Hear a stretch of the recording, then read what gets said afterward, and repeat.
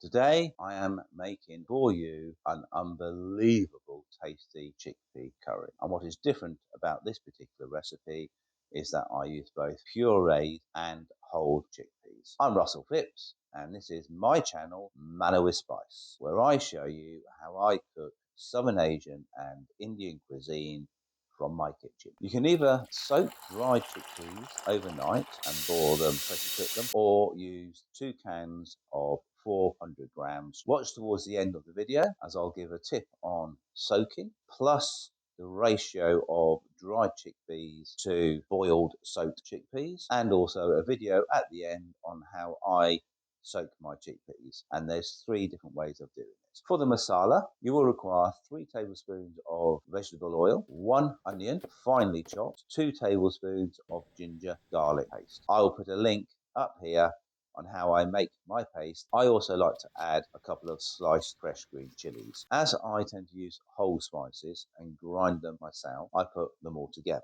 There is absolutely no reason whatsoever that you can't add them individually. You are going to need 1 tablespoon approximately each of the following ground spices: coriander, cumin, paprika, and chili powder. The type of chili powder and the amount is really to your own personal taste. I've actually added 3 to 4 dried Kashmiri chilies to the spices that I have ground. In addition to this, you're going to need 1 to 1.5 teaspoons of turmeric. That is going to be dependent on whether you are using soaked and boiled stroke pressure cooked chickpeas that you've done yourself, or tin chickpeas. I'll explain later on. Please let me know what you think of this video and the recipe, and give a thumbs up if you like it. Continuing with the masala, you're going to require 3 tomatoes chopped, that's approximately 200 grams to 8 ounces, salt to taste, plus 1 teaspoon of black peppercorns crushed, plus 1 of those tins of chickpeas, including the water,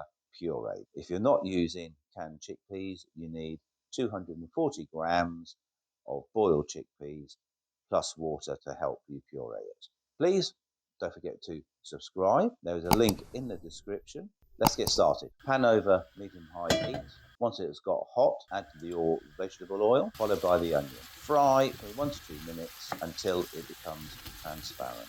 Reduce the heat to medium. Add your ginger garlic paste plus the green chilies if you're using them, and continue to stir fry for about a minute or until the rawness of the ginger garlic has dispersed.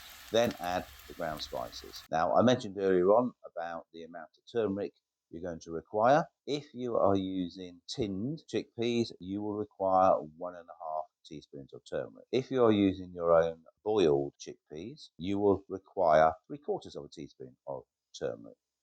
And this is because when boiling chickpeas, you should put 3/4 teaspoon of turmeric in the water. Continue to stir fry until a paste is formed. If you find it sticking, just add a couple of tablespoons of water. Once your paste is formed, add the tomatoes, salt, and the crushed black peppercorns. Thoroughly mix, bring up to simmering point, cover, and cook for 5 minutes. After this time, remove the cover and continue to fry until you have a fairly thick consistency within the masala, plus the oil has started to separate from the tomatoes. At this point, add your pureed chickpeas, yogurt. Thoroughly mix, bring up to simmering point, and cook for a further 5 minutes. Add your whole chickpeas. If you're using canned chickpeas, do not add the water. If you're using your own pre-boiled chickpeas, you will need approximately 240 grams, that's 10 ounces. Bring that up to simmering point, reduce the heat, and cook for 5 to 10 minutes. During this time, you want to be making the tarka. Just add 1 tablespoon of vegetarian ghee to a hot pan and 3/4 teaspoon